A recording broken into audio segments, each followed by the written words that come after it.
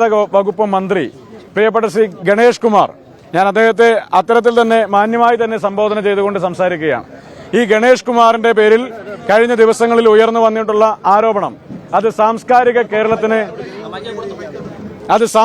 കേരളത്തിന് അപമാനമാണ് എന്ന് പറയാതിരിക്കാൻ വേണ്ടി സാധിക്കില്ല. ഇവിടെ ഇന്ന് രാവിലെ വരുന്ന വാർത്തകളിൽ പറയുന്നത് എല്ലാം കോംപ്ലിമെന്റ് ആക്കി മന്ത്രി വിളിച്ച് ഭാര്യയോട് സംസാരിച്ചു, അതുകൊണ്ട് കോംപ്ലിമെന്റ് ആക്കി എന്നുള്ളതാണ്. മന്ത്രിയുടെ കുടുംബകാര്യത്തെ സംബന്ധിച്ച് സംസാരിക്കുവാനോ പ്രതിഷേധിക്കുവാനോ അല്ല യൂത്ത് കോൺഗ്രസ് ഇവിടെ വന്നിട്ടുള്ളത്. മന്ത്രിയുടെ ഭാര്യ അദ്ദേഹത്തിന്റെ വീട്ടിലേക്ക്, വാളകത്തുള്ള വീട്ടിലേക്ക് കടന്നു ചെന്നപ്പോൾ അവർ കാണാൻ പാടില്ലാത്ത ചില കാഴ്ചകൾ കണ്ടുവെന്നും അത് ഞാൻ മൊബൈൽ ഫോണിൽ ചിത്രീകരിച്ചിട്ടുണ്ട് എന്നും എന്നെ മന്ത്രിയുടെ പേഴ്സണൽ സ്റ്റാഫിൽപ്പെടുന്ന പ്രദീപ് കോട്ടാത്തലയും പിന്നെ ശാന്തനും മനോജും ഉപദ്രവിക്കാൻ ശ്രമിച്ചുവെന്നും മന്ത്രിയുടെ ഭാര്യ ഫോണിൽ വിളിച്ചു പറഞ്ഞത് 112ലേക്ക് വിളിച്ചു പറഞ്ഞത് അത് റെക്കോർഡ് ചെയ്യപ്പെട്ടിട്ടുള്ള ഒരു സംഭവമാണ്.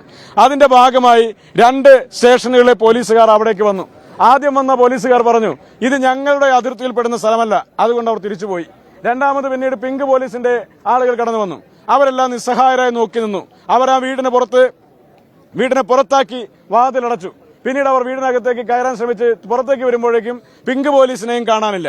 അപ്പോൾ കേരളത്തിന്റെ മുഖ്യമന്ത്രി തെരുവുകളിൽ മുഴുവൻ വലിയ ഹോർഡിംഗുകൾ വെച്ചിട്ടുണ്ട്.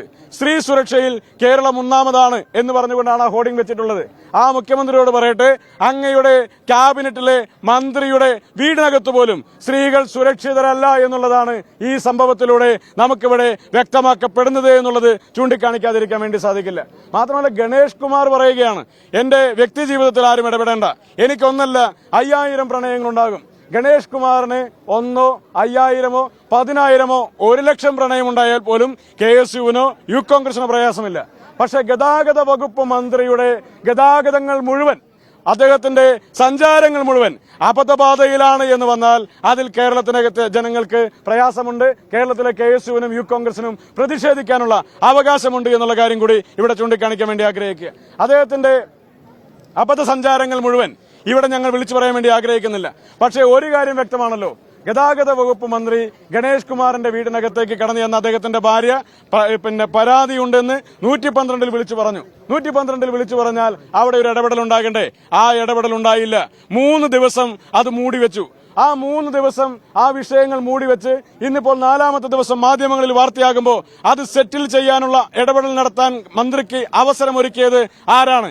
അത് കേരളത്തിന്റെ മുഖ്യമന്ത്രി പിണറായി വിജയനാണ്. ഗതാഗത വകുപ്പ് മന്ത്രിയുടെ ആഭ്യന്തര കാര്യങ്ങളിലല്ല, കേരളത്തിന്റെ ആഭ്യന്തര വകുപ്പിന്റെ പരാജയ കാരണങ്ങൾ കൂടിയാണ് ഇവിടേക്ക് ഒരു പ്രതിഷേധ മാർച്ചുമായി യൂത്ത് കോൺഗ്രസും KSUവും കടന്നു വരാനുണ്ടായിട്ടുള്ള ഒരു സാഹചര്യം എന്നിവിടെ സൂചിപ്പിക്കുകയാണ്. അപ്പൊ 112ലേക്ക് വിളിച്ചു പറഞ്ഞാൽ ഈ സംസ്ഥാനത്തിനകത്ത് സ്ത്രീകൾ സുരക്ഷിതരാണോ? അവർക്ക് സംരക്ഷണം കൊടുക്കുമോ? അവരുടെ പരാതി എഴുതി വാങ്ങുമോ? അവരുടെ പരാതി മന്ത്രിയല്ല അല്ലെങ്കിൽ അപ്പുറത്ത് ആരാണ് എന്ന് നോക്കാതെ, മന്ത്രിയാണോ പൗരനാണോ ആരാണ് എന്ന് നോക്കാതെ ആ പരാതികളിൽ ഇടപെടാൻ കേരളത്തിന്റെ പോലീസിന് സാധിക്കുമോ എന്നുള്ള ചോദ്യം കൂടി ഇവിടെ അവശേഷിക്കുകയാണ്.